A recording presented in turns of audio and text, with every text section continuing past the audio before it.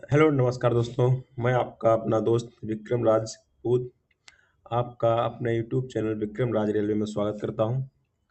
आज हम लोग बात करेंगे एसएससी की तरफ से जो दिल्ली पुलिस कांस्टेबल की जो वैकेंसी निकाली गई उसके बारे में। उसमें क्या क्या बदलाव किया गया है, कितनी वैकेंसी है, क्या क्या क्वालिफिकेशन है, सबके बारे में डिटेल से चर्चा करेंगे। तो चलिए शुरू करते हैं। अपना 22 सितंबर को ये वैकेंसी रिलीज हुई है और इसमें सबसे खुशी की बात है कि जिस दिन वैकेंसी निकली आप उसी दिन इसमें अप्लाई कर सकते हैं, यानी कि 22 सितंबर से। और फॉर्म अप्लाई करने का इसमें समय जो दिया गया है वो 21 अक्टूबर तक दिया गया है। पूरा एक महीना आपको मिला है इसमें अप्लाई करने के लिए। और अगर फॉर्म आपका गलत हो जाता है तो करेक्शन का भी डेट दिया गया है जो है 29 अक्टूबर। और इसके साथ साथ आपको एक संभावित एग्जाम तिथि भी दी गई है। तिथि नहीं बोल सकते, महीना दिया गया दिसंबर 2025 या जनवरी 2026 तक आपका एग्जाम ले लिया जाएगा। तो आप लोग अच्छे से तैयारी करते रहिए और आपके पास समय जो है अच्छा खासा, अभी 4 से 5 महीने का समय है। तो अच्छे से तैयारी हो सकती है इसमें। और इसके बाद हम लोग बात करेंगे कि ये जो एसएससी दिल्ली पुलिस की जो वैकेंसी होती है कांस्टेबल की, इसका पे ग्रेड क्या रहता है। इसका जो पे ग्रेड रहता है वो रहता है लेवल 3, जो 2000 ग्रेड पे का होता है, जिसका बेसिक एकदम आप लोग दे सकते हैं। जो पे स्केल है वो लेवल 3 का है, जो 21,700 से लेके 69,100 तक इसका जाता है। और इसके बारे में हम लोग जानेंगे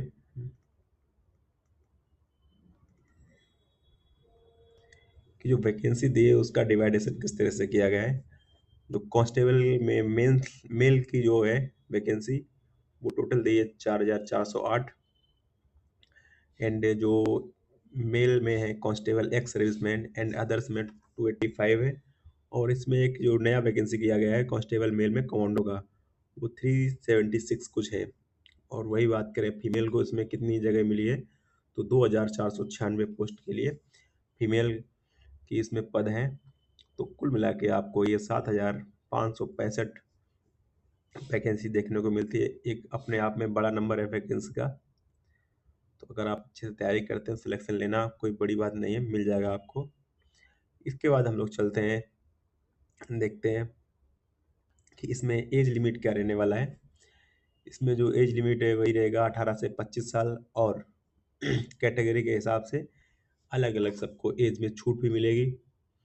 तो किस तरह से छूट मिलेगी वो भी देखते हैं। एज लिमिट के बारे में इसमें एक डेट भी दी गई है, 1 जुलाई 2025 से तक। Earlier than 2 July 2000 and later than 1 July 2007 के बीच में होनी चाहिए। और एसएससी का रूल रहता है, जो वैकेंसी आपकी जनवरी से लेके जून तक आती है उसकी जो एज लिमिट की जो डेट देते हैं वो लोग, वो 1 जनवरी देते हैं। और जुलाई से लेके आपको दिसंबर तक रहेगी, तो उसमें 1 जुलाई से ही गणना करते हैं वो लोग एज की। आगे हम लोग देखेंगे कि किस कैटेगरी में कितना एज का छूट दिया गया है। तो SC ST जो है वो आपको 5 साल का छूट दिया गया है। और ओबीसी में 3 साल का छूट दिया गया है। स्पोर्ट्समैन के लिए 5 साल है। वही आप लोग देख सकते हैं, स्पोर्ट्स पर्सन्स के लिए 10 साल दिया गया है। और दिल्ली पुलिस में एक खास बात यह है कि आप किसी भी कैटेगरी से दिल्ली पुलिस में फॉर्म भरते हैं तो आपको अपनी कैटेगरी का फ़ायदा मिलेगा। ये नहीं है कि आप अदर स्टेट से फॉर्म भरते हैं तो आपको जनरल कैटेगरी में फाइट करनी पड़ेगी, ऐसा कुछ नहीं है। आपको जिस कैटेगरी में आप हैं अपने स्टेट में, उसी स्टेट कैटेगरी का आपको दिल्ली पुलिस में भी फ़ायदा देखने को मिलेगा। हम लोग बात करते हैं आगे, एज का तो ऐसा है। उसके बाद हम लोग चलेंगे इसके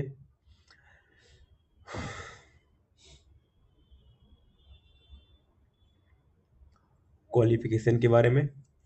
इसमें सिंपल सा आपको मांगा गया है 10+2 आपके पास होना चाहिए, यानी कि 12वीं होना चाहिए, जो किसी भी बोर्ड से आप पास किए हो वो चलेगा। और इसमें जो एनसीसी के कैंडिडेट होल्डर होते हैं उनके लिए भी कुछ फ़ायदे की बात की गई है। जिनके पास एनसीसी सर्टिफिकेट होगा उनको 5% नंबर मिल जाएंगे एग्जामिनेशन में, जो टोटल मार्क्स होगा एग्जाम का। और एसएससी एनसीसी बी सर्टिफिकेट को 3%, एनसीसी ए सर्टिफिकेट को 2% का मार्क्स का बेनिफिट यहाँ पे आपको देखने को मिलेगा। और ये दिया गया आपको 7.8 कॉलम में वेटेज ऑफ एडिशनल मार्क्स। तो ये कुछ डिग्री के बारे में दिया गया, डिस्टिंक्शन के बारे में, फर्स्ट क्लास, सेकंड क्लास और पास क्लास। इसके बारे में आपको ज़्यादा जानने की ज़रूरत है नहीं। आगे हम लोग देखेंगे कि जो ऑनलाइन एप्लीकेशन होता है, कुछ फीस वीस इसमें आयोग लेता है, वो कितनी है। इसमें जो फीस रहने वाली वो 100 रुपये है। और ये फीस आपको किसी भी कैटेगरी से हो आपको पे करनी पड़ेगी। इसके बाद हम लोग बात करेंगे सबसे इम्पोर्टेंट बात कि जो कंप्यूटर बेस्ड एग्जामिनेशन इसमें होगा, सीवीटी, उसमें क्वेश्चंस कितने रहने वाले हैं, मार्क्स कितने रहने वाले हैं। इसमें सिंपल है, 100 क्वेश्चन रहेंगे और प्रत्येक क्वेश्चन 1 नंबर का होगा, यानी कि 100 क्वेश्चन कैरिंग 100 मार्क्स। जो अलग अलग पार्ट्स में डिवाइड रहता है, 4 पार्ट में, part A, part B, part C and part D. Part A में आपका रहेगा general knowledge and current affair, 50 question रहेंगे उसके और 50 नंबर के रहेंगे। देन दूसरा आता है रीजनिंग, रीजनिंग में 25 मार्क्स होते हैं। और न्यूमेरिकल जो एबिलिटी यानी कि जो मैथ्स है, मैथ्स के 15 क्वेश्चन रहने वाले 15 मार्क्स के लिए। उसके बाद जो इम्पोर्टेंट रहता है कंप्यूटर, तो इसमें काफ़ी वेरी करता है आपको सिलेक्शन में। ये आपको 10 नंबर का रहेगा, 10 क्वेश्चन। कुल मिला के आपको इसमें जो समय मिलने वाला है वो 90 मिनट्स मिलने वाला है। और इसके साथ ही साथ इसमें नेगेटिव मार्किंग का भी वेटेज रहता है, जो 1/4 रहता है, यानी कि 0.25। तो प्रत्येक गलत आंसर के लिए आपको इतना नंबर काटा जाएगा। तो आप ध्यान से क्वेश्चन कीजिए, गलती ना हो। इसके सिलेबस में जान लेने के बाद हम लोग बारी आती है कि फिजिकल के बारे में, फिजिकल टेस्ट क्या रहने वाला है स्पेशली मेल कैंडिडेट के लिए, उसके बारे में हम लोग जानेंगे। इसमें जो एज का क्राइटेरिया भी दिया गया है, जो प्रत्येक वैकेंसी में नहीं रहता है, इसमें कुछ अलग से दिया गया है। जो कैंडिडेट 30 साल से ऊपर है उनको 1600 मीटर रेस करनी पड़ेगी। रेस तो बराबर सबकी को करनी पड़ेगी, लेकिन टाइमिंग में डिफरेंस है। जो कैंडिडेट 30 साल से ऊपर के हैं उनको 6 मिनट में 1600 मीटर लगानी पड़ेगी। एंड लॉन्ग जंप है 14 फीट, हाई जंप है 3 9। और जो कैंडिडेट 30 से 40 के बीच में है उनको 7 मिनट का टाइम मिलेगा। और जो लॉन्ग जंप है वो भी कम किया गया है, वो रहेगा आपका 13 फीट। एंड जो कैंडिडेट 40 साल के ऊपर हैं उनके लिए आप में स्पेशल किया गया है, 8 मिनट का समय दिया जाएगा। और जो लॉन्ग जंप है उसकी भी जो 12 फीट किया गया है, जो 30 साल वाले से 2 फीट कम रहेगा। और हाई जंप 3 और 3 रहेगा। इसके बाद हम लोग देखेंगे कि इसमें जो फिजिकल मेजरमेंट रहता है मेल कैंडिडेट के लिए वो क्या रहने वाला है। जो फिजिकल मेजरमेंट रहेगा जो मेल कैंडिडेट के लिए, उसमें मिनिमम 170 सेंटीमीटर हाइट होनी चाहिए, यानी कि पुरुष के लिए 170 सेंटीमीटर की हाइट होनी चाहिए।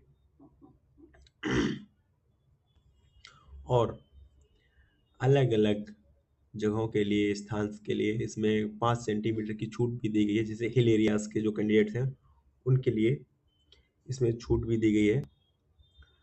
तो और उसके बाद 5 सेंटीमीटर एसटी कैंडिडेट उनके लिए भी इसमें है।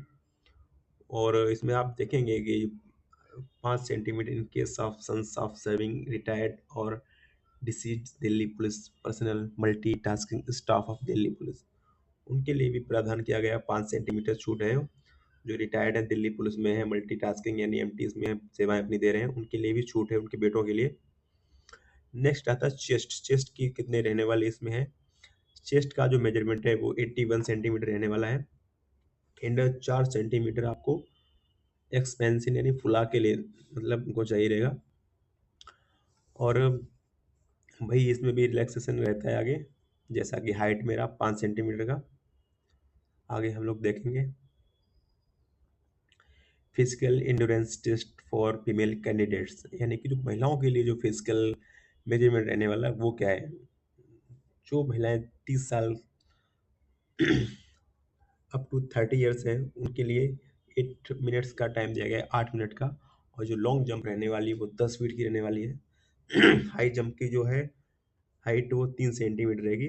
वैसे 30 to 40 ईयर्स 9 मिनट्स 9 फीट इस तरह की कुछ रहने वाली है। तो उसके बाद हम लोग देखेंगे फीमेल का जो मेजरमेंट रहने वाला है हाइट का, वो रहेगा मिनिमम 157 और 2 सेंटीमीटर का इस तरह से आगे जैसे मेल्स में था रिलैक्सेशन, वो यहाँ पे भी है, आपको देखने को मिलेगा एसटी कैंडिडेट्स के लिए। उसके बाद हम लोग देखेंगे मेडिकल के बारे में।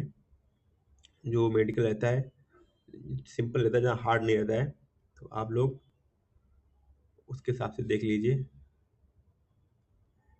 एंड जैसा कि मैंने समझाने का प्रयास किया है कि इसमें क्या क्या रहने वाला है, कितनी वैकेंसीज है, कब से फॉर्म अप्लाई होंगे, क्या इसका फिजिकल रहेगा, क्या आपका ये एग्जामिनेशन का रहेगा। और इसमें एक खास बात और है कि जो मेल कैंडिडेट है उनके लिए डीएल का होना बहुत अनिवार्य है, कंपलसरी है। वो तो होना ही चाहिए, दिल्ली पुलिस में तो वो चाहिए रहता है, तो आपको वो डीएल तो आपके पास होना ही चाहिए। एंड जो भी रहेगा सिलेक्शन का मोड वही है, पहले एग्जाम होगा, एग्जाम के बाद वही आंसर की आती है। और सिलेक्शन प्रोसेस एग्जाम क्वालिफाई करने के बाद फिजिकल होता है, फिजिकल के बाद मेडिकल, और एंड बाद में आपको ज्वाइनिंग प्रोसेस रहता है, आपका ट्रेनिंग होगा। तो जो भी है आप लोग अच्छे से फॉर्म भरें और सावधान रहें कि कोई फॉर्म में गलती ना हो आपके, चाहे वो सिग्नेचर से लेके हो और चाहे वो आपका फोटो से संबंधित हो। तो प्लीज़ बी केयर एंड अच्छे से पढ़ाई करिए। मैंने बताने का प्रयास किया है, फिर भी कुछ चीज़ छूट जाती है तो कमेंट करें, मैं बताने का प्रयास करता हूँ। धन्यवाद।